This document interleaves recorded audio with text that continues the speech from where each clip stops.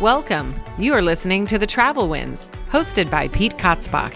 This is a weekly interview show about people who travel for work and all the ups and downs that go along with it. Here we go. Welcome to the show. My guests are Josh and Emily and Aurora, although Aurora won't be speaking much. Hopefully. Yep. It's one of those things. So how are you guys doing today? Good. Really good. Well, I appreciate the time. It's interesting. I'm really excited. I was talking to my wife last night because I'm really excited to talk to you guys because you're kind of in the middle of that trend of remote working, which Yes. kind of pre-COVID didn't really happen. Right. Yep. COVID opened a lot of doors for us, actually. That was kind of the start of our traveling journey. Sure. So what is it that you guys do? Explain for my listeners. So I work for a structural engineering company out of Minneapolis, and we all went remote during COVID. But Josh, he had a career change during COVID. So So I work for a company out of Massachusetts, and I design 3D models for the civil construction field for like GPS machine control. So, And was it remote before COVID, or was it because of COVID you had to get a whole new gig?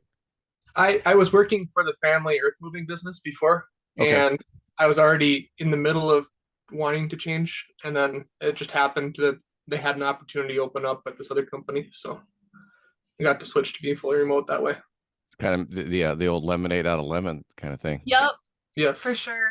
But because my youngest daughter and her husband both got laid off, but now it's worked out and better for them. Mm-hmm. Sure. At the time, it was the most stressful thing in the world. It's like they literally both got laid off, and like, oh my God, what are we gonna do? Right. Yep. Hey, this isn't so bad. Yeah, it's pretty cool how much COVID has opened up the remote working situation. There's a lot of people that we've even met on our travels that do similar things, just all remote jobs and travel wherever they want. And Aurora is a 40-foot X school bus. Yep. That was Yep. converted. Which I mean, I'm sure you're getting a lot of views and all that. It's a great transformation Thank you. of Thank a you. school. I mean, that's I have a 25-foot RV, and I always people always, oh, what's it like? I go, if you're not used to tools, don't buy one. Because Yep. you put a house on wheels going 70 miles an hour down the road, things are going to shake loose. Yep. Right. Absolutely. Yeah. The benefit to our school bus, though, is we built everything, so we know exactly how to fix it. So, Yep. but That's if how it it used fails, to be. it's also on us too. Yeah, my first car was a 62 Ford, and it didn't run. And my dad said, I was 15. It sat in our garage for a couple of years. He was going to fix it up, and he never did. And he's like, hey, do you want to drive when you turn 16? I'm like, yeah. He gave me a Chilton Blue Book and said, if you can get it to run, you can drive it. Yep. I'm like, Mhm. what? I don't know. What are you talking about? But That's cool. because I had to fix it up and replace everything, when it broke down, I knew how to repair it. Yep. Right. That's the same way. I've been all over this. So the bus is a diesel, so I've been working on the engine quite a bit, and we spent the last 2 years converting it. So by now we know it pretty well inside and out. Yeah, you better. I mean, you didn't just take for people that aren't familiar with you. You didn't just take a bus and kind of convert it. You stripped it down, gutted it, raised the roof 18 inches. Mhm. I mean, Yep. you literally went from stem to stern and converted everything. Absolutely. Yep. And so, as part of our conversion, like you said, we raised it 18 inches because a traditional school bus isn't tall enough for Josh because he's 6'4". So we had to do a roof raise just so that he could stand up straight in the middle of the bus. Which is a benefit. Yes, Mhm. absolutely. So What were some of the other? I mean, I'm just curious. How do you guys sit down and go, hey, you know what? What if we got a bus? I mean, and chop the roof off and added windows and made a cat house in the dash. yeah. What Yeah, so it What's kind of that? started as soon as I got the new job. I got my offer, but I hadn't started yet. So I was sitting in the equipment thinking, we don't really have to live anywhere in particular anymore. So then we started looking at some like doing the RVs or campers or something like that. But then we kind of found this on like this trend on Instagram of doing the Skoolie conversions. So So then once we kind of started with that kind of thinking, we're like, okay, what do we need to have space for? And like, what are our priorities and how much room is it all going to take? And then we kind of went the way of, oh, we probably want the longest school bus we can kind of find so that we can each have separate offices and this huge kitchen, because those were our priorities. So that's how we ended up at the 40-foot school bus versus doing like a shorter school bus or a van conversion. Yeah, I've been telling people, because I live in my RV a few weeks at a time when I go out on the road. I think everybody should be forced into an RV life at least for like a week, a week or two, because when you sit in an apartment or a house or whatever, you go, oh, there's water, oh, there's electricity, instead of that, I'm like, hey, simmer down, relax on the water, yeah, like, Yep. and you guys have a 200-gallon tank. I mean, you have big supplies, but right. There's a finite amount. Like kings. Yeah, we can definitely live like kings with like our water supply and stuff like that. We can live about 2 weeks really, really comfortably without having to go find any services. Yep. Yeah, and so boondocking for 2 weeks, but you would still be like, let's go fast on the toothbrush, Yep. Yeah. So, and I just don't think people understand, because we live in this first world environment of abundance of electricity and everything else. You don't think for sure the solar panels got to get cleaned up and yeah. Yeah. Do you think you'll ever? Do you think you'll go back to a house living at some point? We will eventually. Yeah. We want to build our own house and probably do it off grid. So it's going to be similar in that respect, but we love projects and I need a shop to do all of them. So yeah. Would have been so much nicer to work on this in a shop the whole time. So Aurora's a school bus. What do you name the Jeep? Crush. Okay. So I just named my Jeep. I have a Jeep Cherokee that I drive, and I named it Jake because my wife got our RV's name is Dolores. So she got to name the RV, so I got to name the Jeep and say it's Jake. Jake. Cool. There you go. So is the goal to hit all 50 states? Is it to all the national parks, or how do you kind of lay that out? So far we've kind of just been wandering and hitting as many national parks as we can. There you go. Yeah, we've so far our traveling only been in the winter time because we just got the bus finished in December, so we're just trying to stay in warmer weather. Avoid our South Dakota winters from home. Yeah. And avoid California right now. You want to avoid the snow. It's unreal. Yes. Yep. So our plan this summer though is to go back home, do a little bit of a retrofit on a couple systems, and then head up to Alaska for the whole summer. So that'll be nice. Yeah, we'll follow the weather up and then follow it back down. Yeah. So yeah, what locations are you excited about seeing? Denali for sure. That'll be fun. I'm super excited for Banff and Jasper on the way up. Those are both in Canada. Yeah. That's pretty cool. It's interesting to and you'll see it differently than even just driving. Right. Like a car, because in a car you're still doing 80 miles an hour and you're kind of guesstimating how long it's going to take you to get to that spot. The RV, you kind of go, well, it comes when it comes. Yep. Absolutely. How do you get a sense of scale until you drive across the country for sure? Yeah, exactly. What how bad's the wind affect you guys in the Skoolie? You can probably take the wind speed and then just subtract that from our top speed. So that's about as fast as we can go. So it's pretty. It affects us quite a bit. It doesn't help that we have the solar panels on the roof too that catch quite a bit even with a crosswind. Yeah. But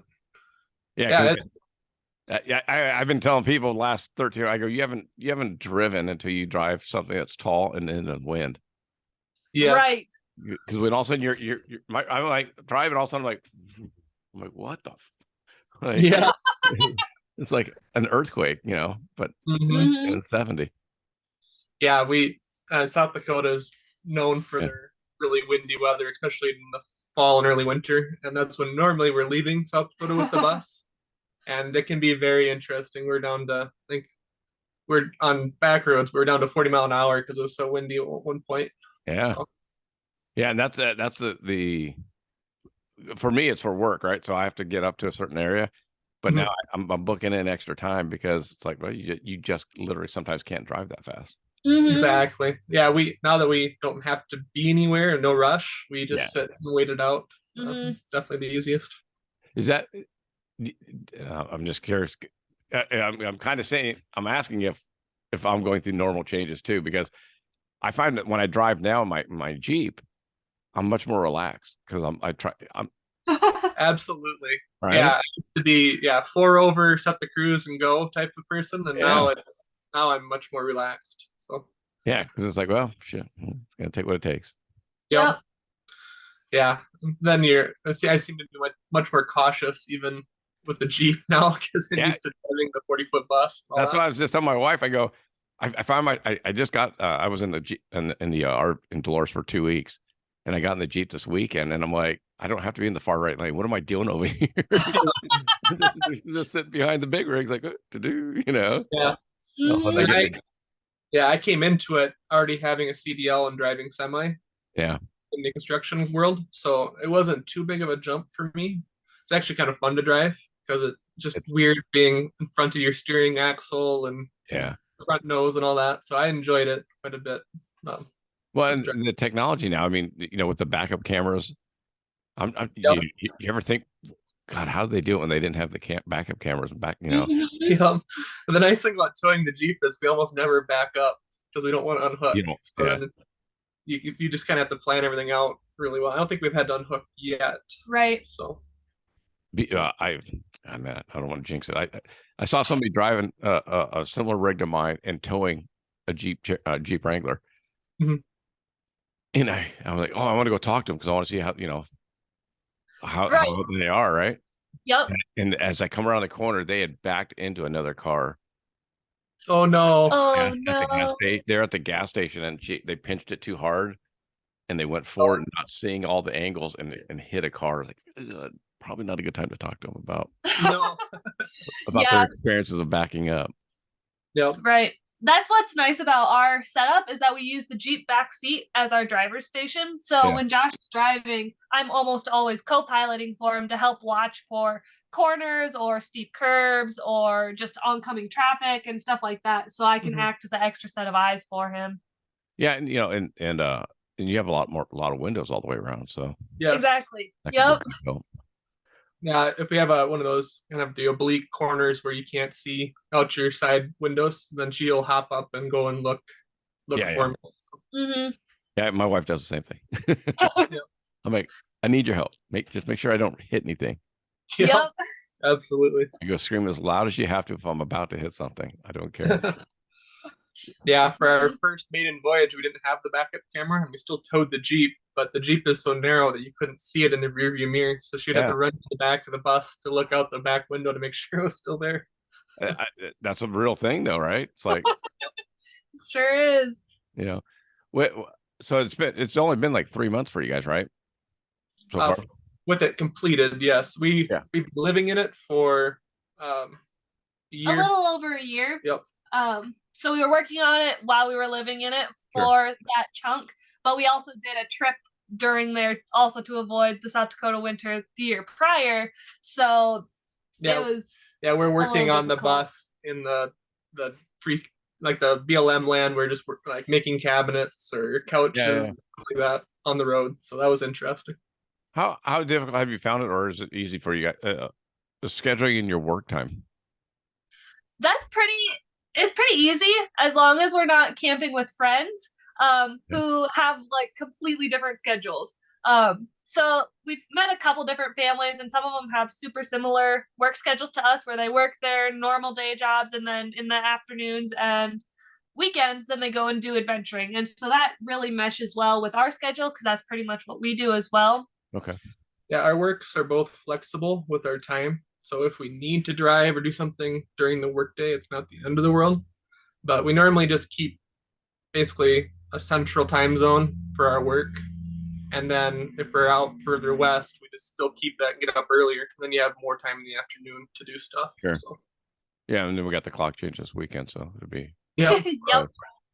So I'm excited about having more sun, but yeah, Yeah, especially with the solar, it's awesome for. exactly. Mhm. Exactly. So is it a matter of you have to work 6 hours a day on the computer, or is there a set time? I mean, how's that? How do most of the remote workers work?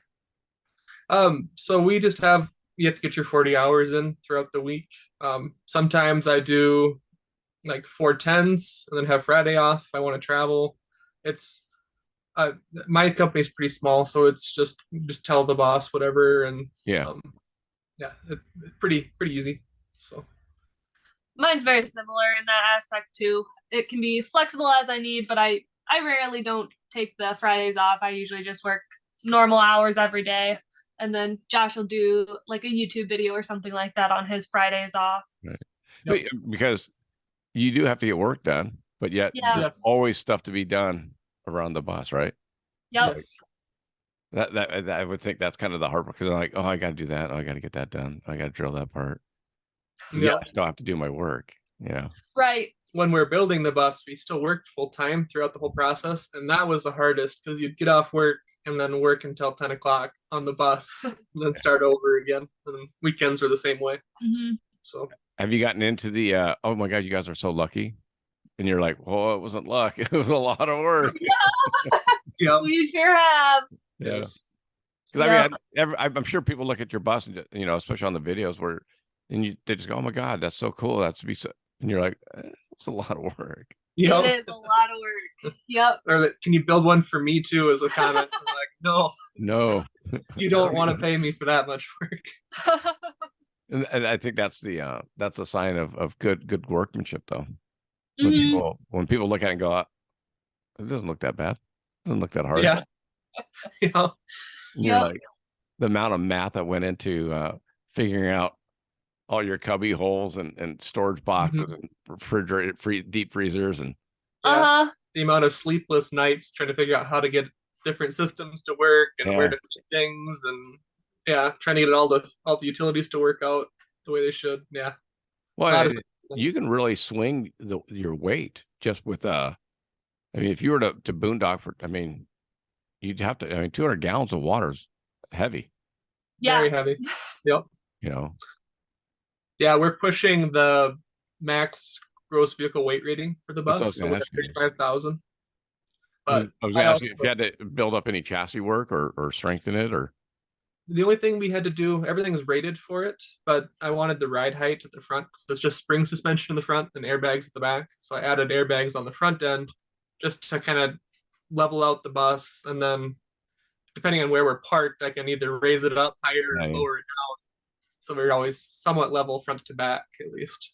So Somewhat, kind of, sorta yeah, we don't have one of those nice jack like the actual levelers. RV leveling systems. So, but We I have don't some need it. wood blocks. I have the orange blocks that I can, you know.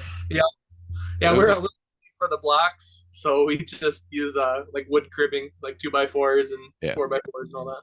So, Well, you got more weight than yes, Yep.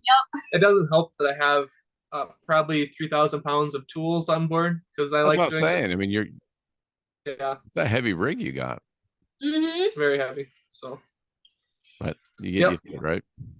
Yep. yep. So we enjoy it. It's worth it for us. So, How long do you think you'll stay in it? it depends how long it takes to build our house. So, and how long it takes to find land.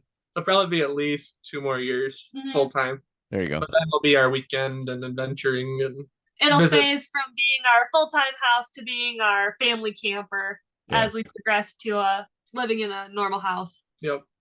Did and I don't know if children are on the way, but did you make accommodations for that in the Yeah, school? my office can be converted into a kid's playroom Yeah. eventually. So it wouldn't be quite as nice for working on the road, of course, but I can have a full workbench at the back that can be put into a bed and all that. So Yeah, but hopefully at that time you'll be in the house, so it'll just be more of an adventure. correct. Right. Yep. Mhm. So in that case, it'll work out. Right. Yep. Some people don't build with that in mind at all, so they That's don't what I have was asking. Yeah. and then they have Right. to do a renovation, and was trying to avoid doing that. It's hard enough to build it the first time. Well, for me, at least the way my brain works, that would be the sleepless nights.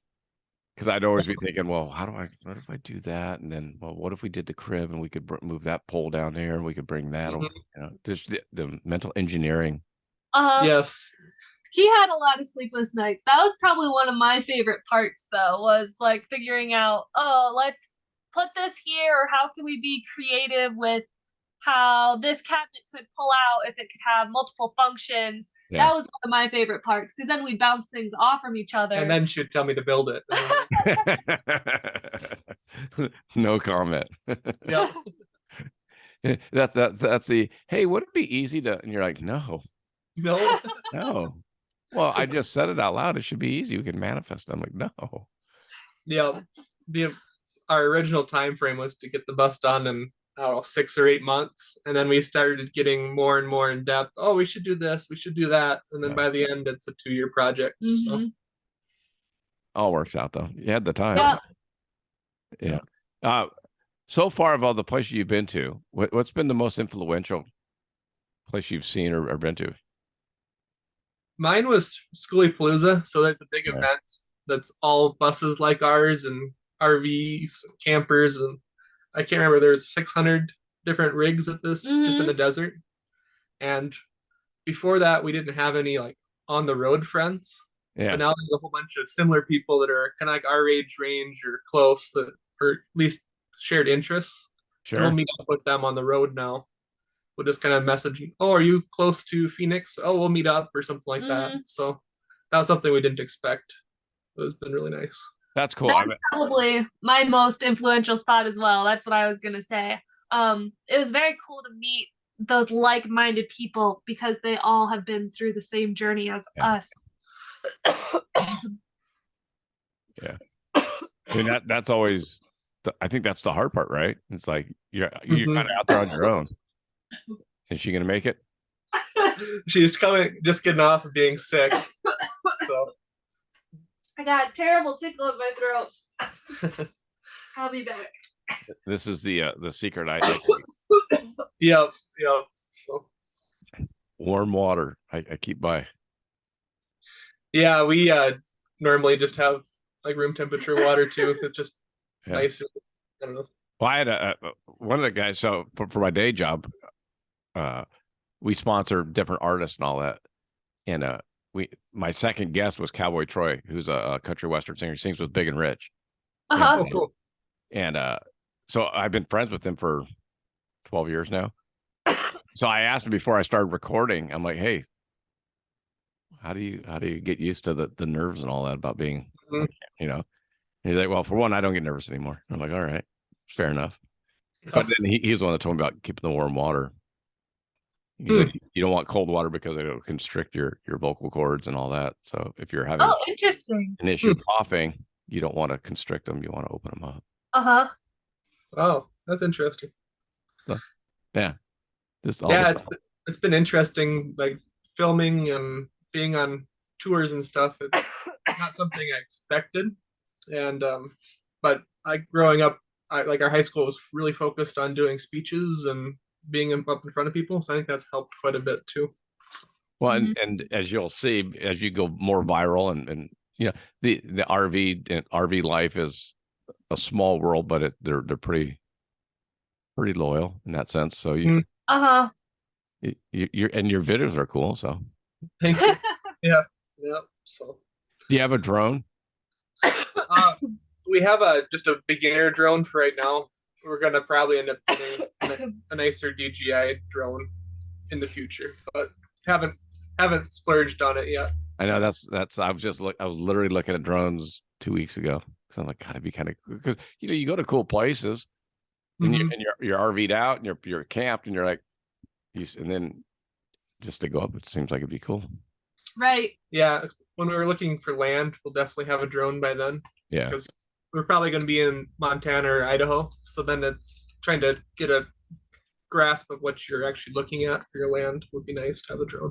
You'll be snowbirds though, so you could have the house for the spring and summer, and then go into Aurora and head south in the winter. That'll happen for sure. beginning. I'm almost looking forward to the seasonality of having summer and winter where you're stuck in the shop or stuck in the house, kind of you can't do projects. So then that would be kind of a nice change of pace for us. Well, and then if you do have children, that's a whole new project level. Yep, absolutely. Yep. Yeah, 'cause my youngest is pregnant right now, so she's due in 3 weeks with Oh, my cool. first grandchild. So I'm like, good luck. Yep. I'll come visit. Yep. But it's not the day-to-day stuff, so Yep. Yeah. that'll be all. So did you guys both grow up in South Dakota? I grew up in Minnesota, but I always had family out in South Dakota. So we'd go out there every summer. Okay. And yeah. But I did grow up in South Dakota. Lived there my whole life. Rapid City side or? South Dakota, the east. Oh my goodness, the eastern side, south of Sioux Falls. Okay. Yeah, because I flew into Bismarck, and then I drove over. I had to go over to Dickinson to open up a store there, but instead I drove south and went to Rapid City. Mm-hmm. Went to Mount Rushmore and did all that. Yep. And then came up north through Sturgis, and then went into Dickinson, and then drove from Dickinson back to Bismarck. Mm-hmm. So Yeah, that'd be a good drive. Mm-hmm. You see all the good parts of South Dakota for sure. not the plain side. Yeah. Yeah, Right. not the cornfields. So. Yeah. Well, it's like going to. Have you guys been to Oregon? I have not No. actually. On our So, list. at least for me, I always grew up thinking Oregon was like Portland. You know, green trees, pine trees, just Mhm. lush, Mhm. green, gorgeous. Until you go to the eastern side of Yeah. Oregon, and because I flew into they call it Tri-Cities. It's Kennewick, Pasco, or Wasco, and I forget the other city. But Eastern Washington, it's all cornfields. It's all fields. Hay Mhm. fields, and you're like, there's not a tree. There's no. I mean, you're like, where am I? I thought I was in Oregon. Yeah, Huh.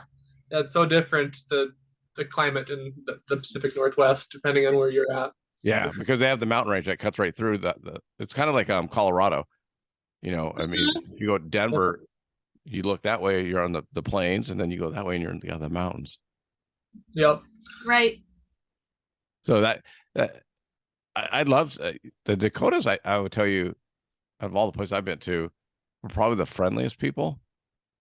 Oh yeah, absolutely. You know, and like I live in California. People don't wave at you in California. Right.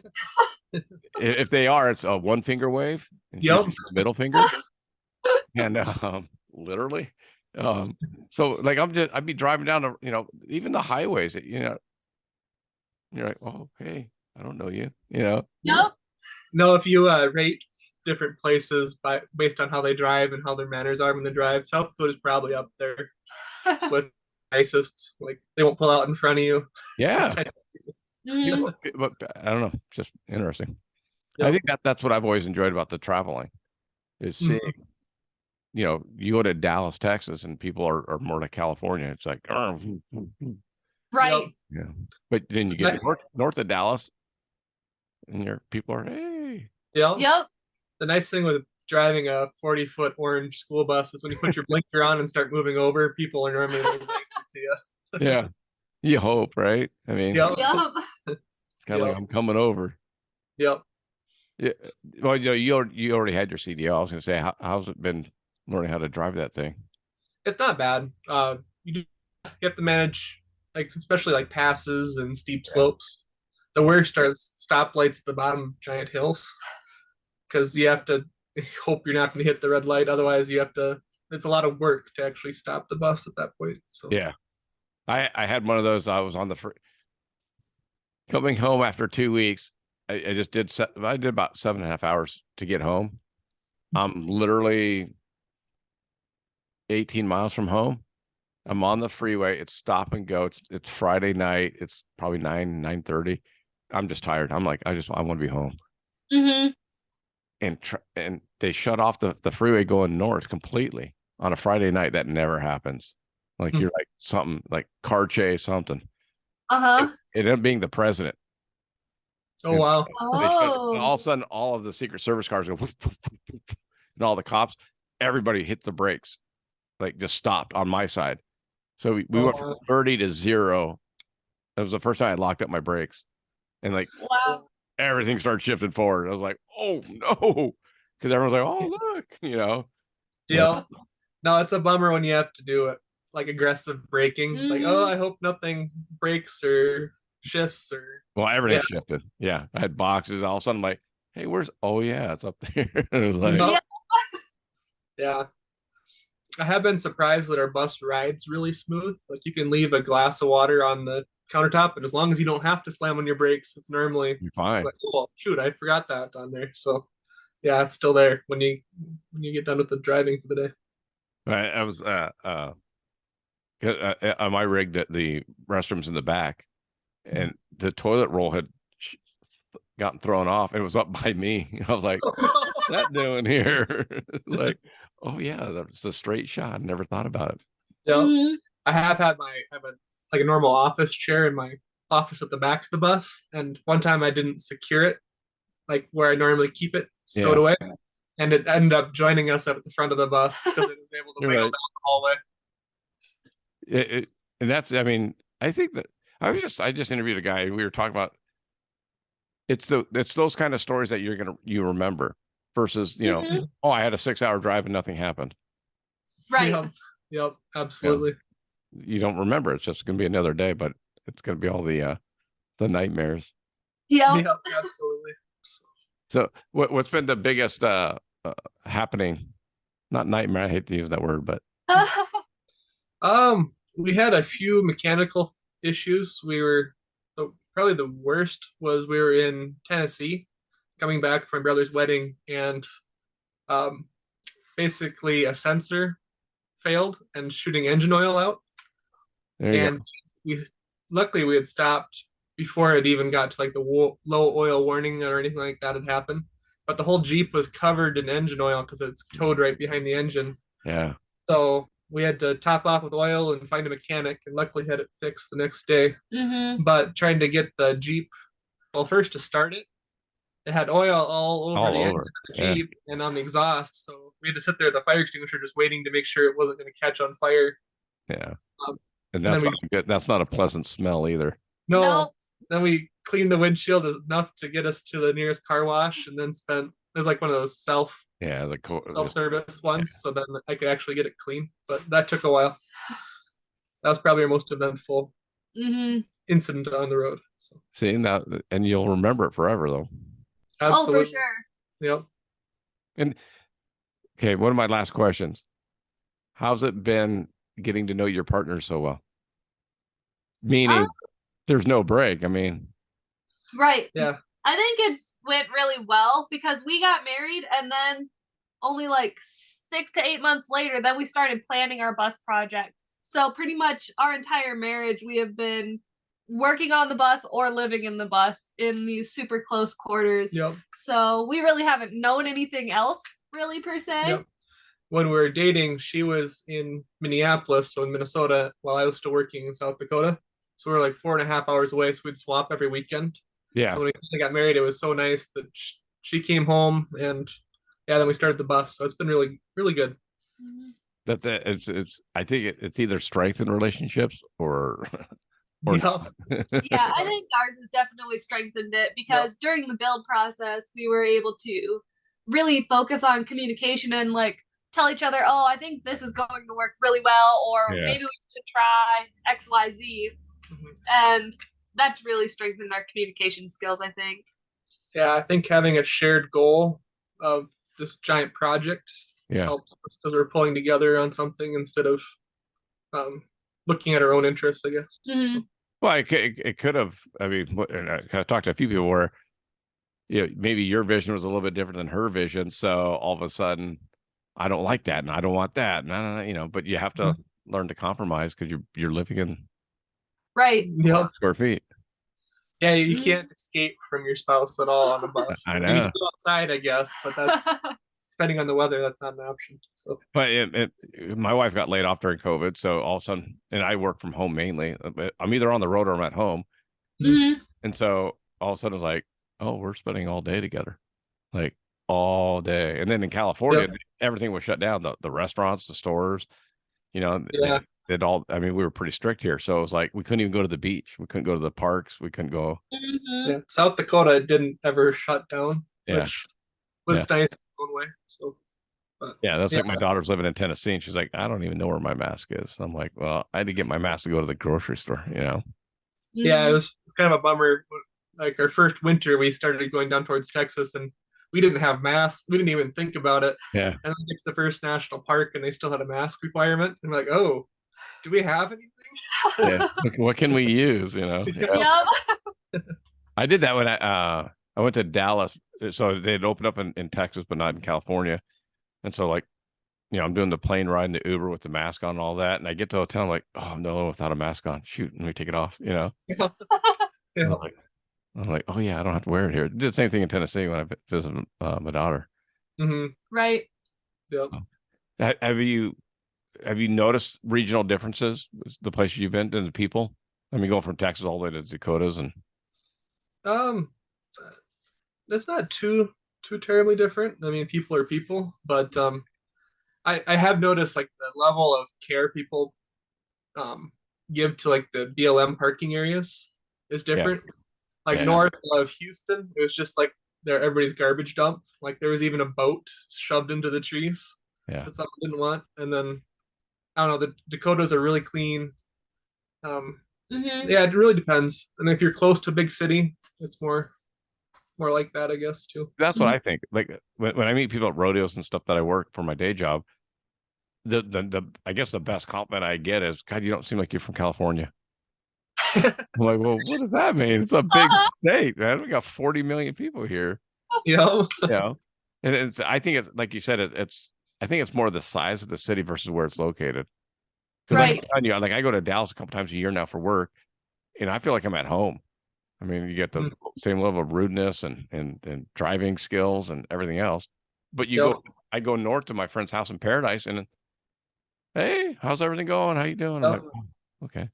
Yeah, I don't know what it is about cities, but that seems to be our perceptions too. The closer you get to the city, the just less enjoyable it is for us, even like driving or everything, out or anything. So. Which is one of my favorite things of visiting like a medium to small size town is finding like the mom and pop restaurants and like actually talking to the locals, because then you kind of get that connection with the hometown feel, but like a localized regional kind of cultural aspect to it. I totally agree. Is there any plans for you guys to do a book or a video, like a small documentary about your travels? I don't know what we'll end up doing. I'm trying to get the YouTube channel built up because I have a bunch of projects I want to do eventually and like film the whole homesteading process. So that probably took up most of our energy.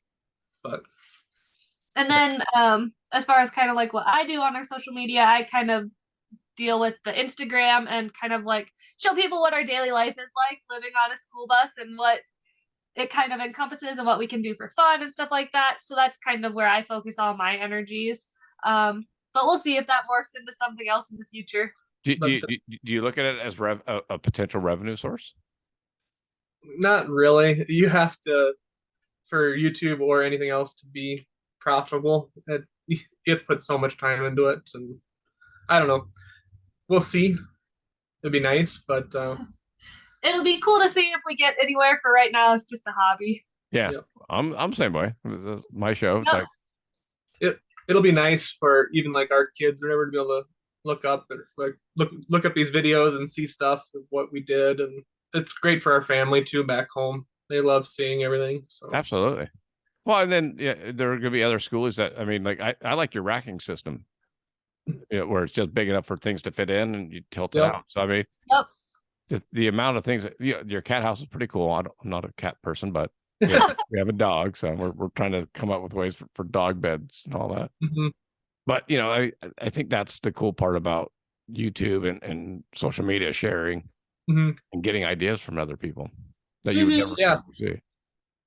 Yeah, that's definitely kind of one of the things that we want to focus on is like how we came up with our ideas, and then also creative ways to think about things. Since we are both engineers, we put a lot of thought into pretty much everything we did, or at least we tried.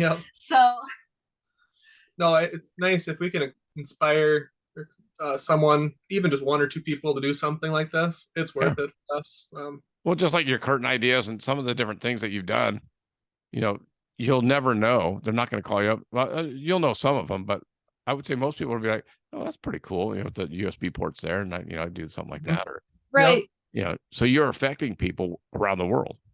Yeah, Mhm. it's interesting. On YouTube, you can see your demographics, Yeah. and it's like for us, it's United States has a majority, but then it's United Kingdom and then India, and we get comments from that area in Pakistan. It's interesting that we have that much of a reach, even as being a super tiny, small YouTube channel. So Dude, so literally here, let me pull it up. I got my show thing yesterday.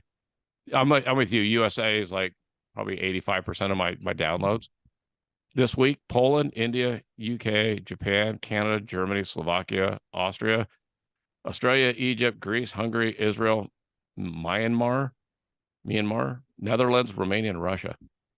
yeah, it's crazy. You get comments, in Russian and Polish. I don't know. That's a big one for us too. Is the Polish? It's one of like the third or fourth largest. So It's all. I mean, you'll never know how you're affecting people. And I know. Mhm. I think your homestead would be cool. I mean, you could really transition going from the start of Skoolie, living on it, and then because I think the house would be almost easier. Yes, It would be. you don't have to design everything to be able to move 70 mile an hour down the Yeah, road. that's what I'm saying. You're not worried about weight and transfers or as Yep. much. Even Yes. the carpentry will be easier because you can make things square. Exactly. Yeah. The school buses are not built by people who are like using a square all the time. It's At all.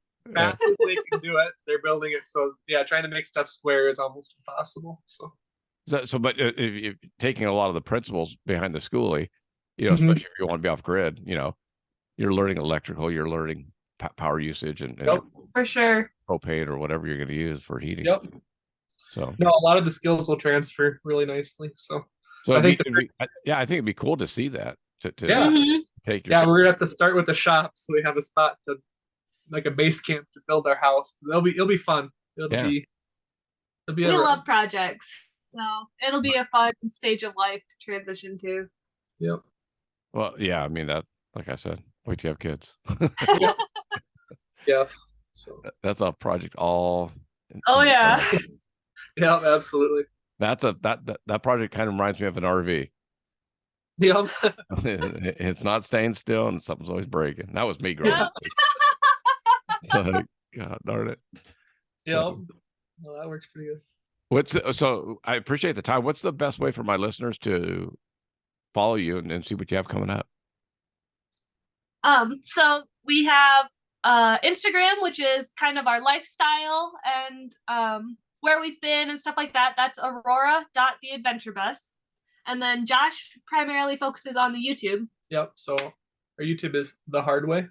So that's the channel. And I do a lot more of the build videos and how to work on your bus, how to make sure it's safe. And yeah, kind of go from there. So and she does the fancy, here's what we drew on the wall.